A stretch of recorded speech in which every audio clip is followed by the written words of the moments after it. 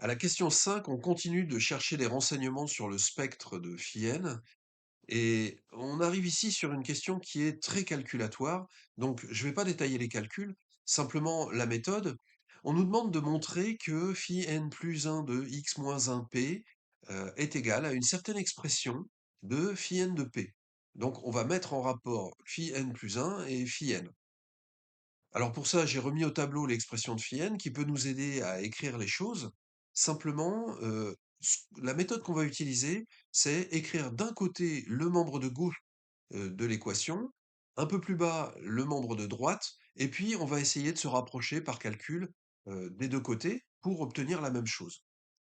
Et en fait, ça marche bien, simplement, il faut être vraiment méthodique. Donc j'ai proposé une méthode avec des couleurs, mais là, c'est vraiment nécessaire de travailler sur papier pour arriver à ce résultat.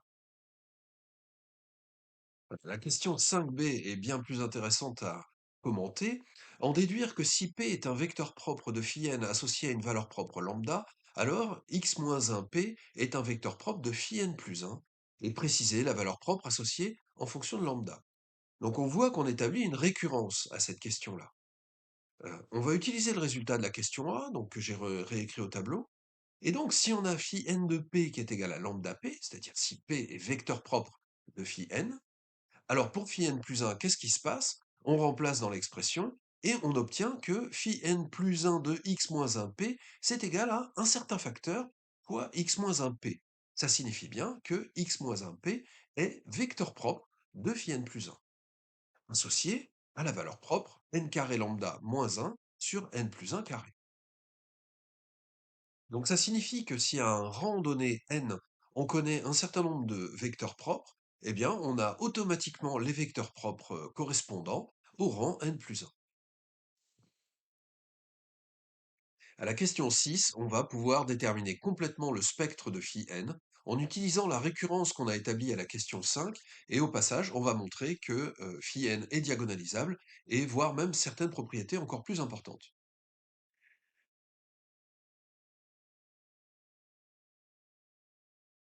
Pour l'initialisation, on utilise les résultats de la question 3 et 4c où ça nous permet de voir que moins 1 et 1 sont valeurs propres de l'endomorphisme phi 1. Donc il faut aller voir ces questions-là, hein. C'était pour x moins 1 puissance n, donc qui avait pour valeur propre moins 1 puissance n. Quand n égale 1, ça nous fait moins 1. Et puis à la question 4c, on avait montré que 1 était valeur propre.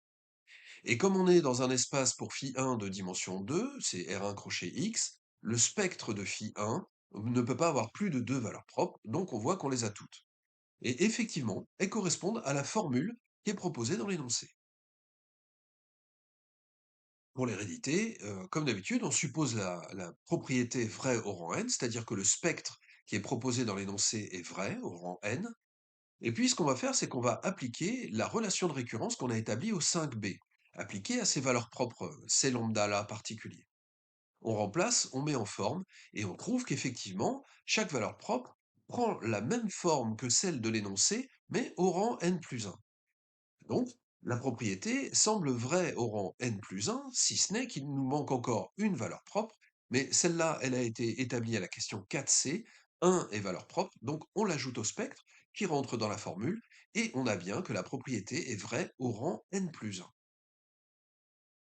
Donc, on conclut, par initialisation au rang 1 et par hérédité, que la propriété est vraie pour tout n supérieur ou égal à 1, c'est-à-dire appartenant à n étoiles. Question 6b, très courte mais essentielle pour déterminer une propriété très importante qui est la décomposition des polynômes dans les sous-espaces propres. Alors, en déduire que pour tout n de n étoiles, phi n est diagonalisable et déterminer la dimension de chacun des sous-espaces propres.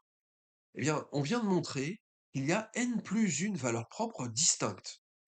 Donc, dans un espace de dimension n plus 1, ça signifie que phi n est diagonalisable.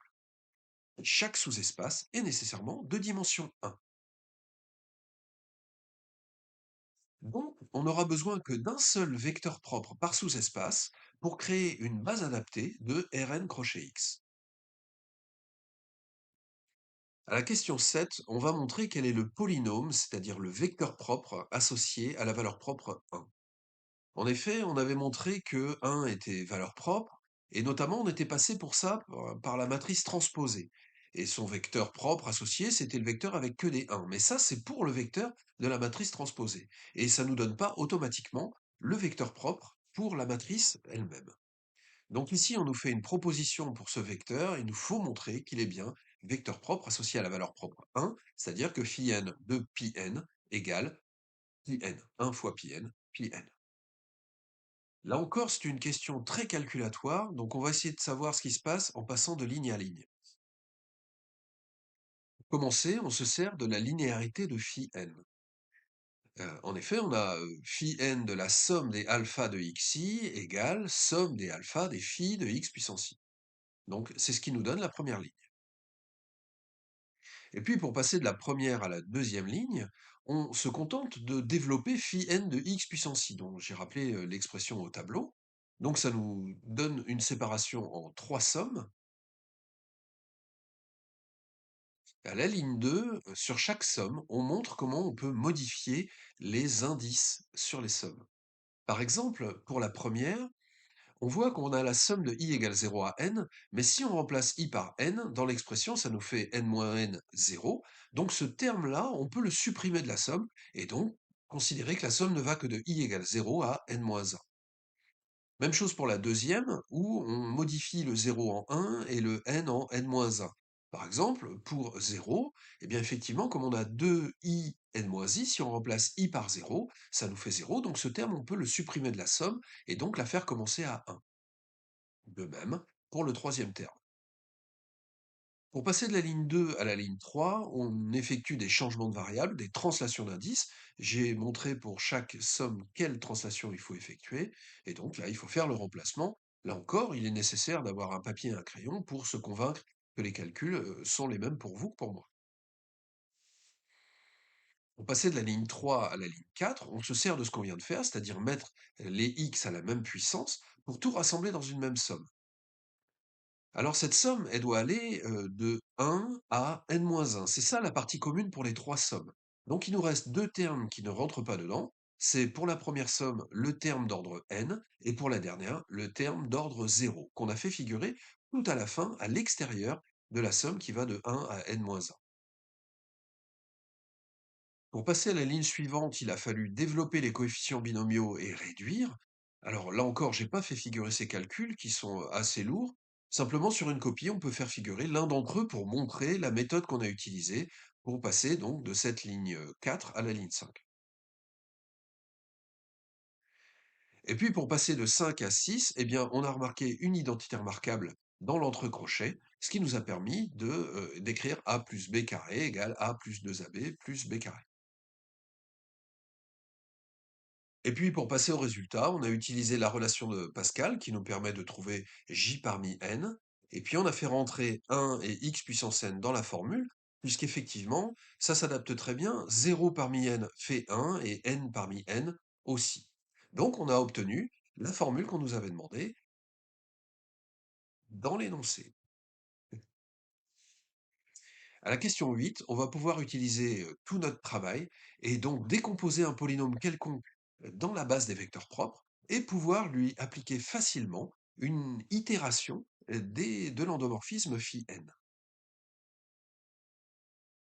Alors on nous dit soit n appartenant à n étoile, p un polynôme de Rn crochet x, on note pour tout j de 0 n, donc les entiers entre 0 et n, Rj un vecteur propre de phi n associé à la valeur propre lambda j égale moins n, etc. Ça signifie qu'on nomme en fait la base des vecteurs propres. Et puis, question A, justifier qu'il existe des coefficients, alpha 0 jusqu'à alpha n, tels que, pour tout k de n étoile, phi n puissance k, c'est-à-dire au sens de la composition, de p égale somme de j égale 0 à n des alpha j lambda j puissance k de rj. On a donc pu facilement calculer les itérés de phi n dans cette base. Et effectivement, comme on vient de le dire, les n plus 1 vecteurs propres Rj forment une base de Rn crochet x. Donc on peut décomposer tout polynôme dans cette base. Et on choisit d'écrire P égale somme de j égale à 0 à alpha j Rj, où les alpha j sont les coefficients suivant les vecteurs de cette base. Donc si maintenant on veut appliquer phi n, grâce à sa linéarité, phi n va venir s'appliquer sur chacun des RJ. Et on peut même appliquer phi n k fois, et ce phi n k fois appliqué le sera individuellement sur chacun des RJ, toujours par linéarité. Donc, on obtient que phi n puissance k au sens de la composition de P, c'est égal à la somme de j égale à 0 à k des alpha j, lambda j puissance k, les valeurs propres, rj. Question ultime, question 8b, en déduire qu'il existe un réel alpha tel que la suite de polynômes phi n puissance k de P converge vers le polynôme alpha pi n. Voilà ce qu'on voulait obtenir depuis le début. En partant d'un polynôme quelconque P et en itérant un grand nombre de fois phi n, on va tendre vers un polynôme, toujours le même, pi n, à une constante de proportionnalité près qu'on va déterminer dans cette question. Alors effectivement, on avait montré que pour tout n supérieur ou égal à 2, c'est-à-dire strictement supérieur à 1, les valeurs propres de phi n sont comprises entre -1 et 1, -1 exclu, oui, parce qu'à partir de n égale 2, on commence à -1 sur n, donc -1 sur 2, qui est strictement plus grand que -1, avec 1 qui, lui, est toujours présent.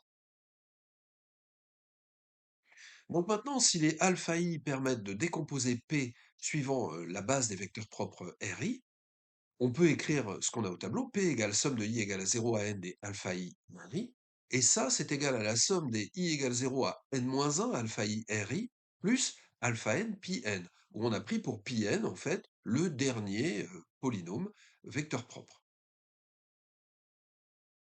Donc si maintenant on applique phi n puissance k, on se retrouve avec les lambda i puissance k.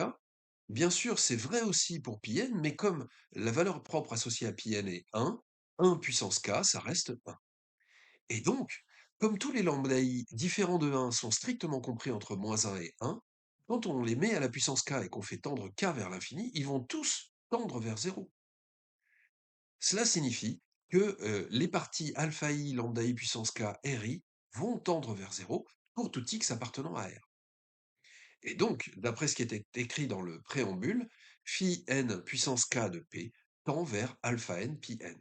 Où alpha n, en fait, est issu de la décomposition de P, c'est le coefficient de P suivant pi n. Et effectivement, on reprécise que c'est faux en général pour n égale 1, parce que dans ce cas-là, il y a la valeur propre -1 qui est présente, et -1 ne permet pas ce raisonnement. -1 puissance k, quand k tend vers l'infini, ne tend pas vers 0. Donc ici, l'énoncé aurait dû faire commencer n à 2, et il peut être de bon ton de le signaler sur la copie. Voilà.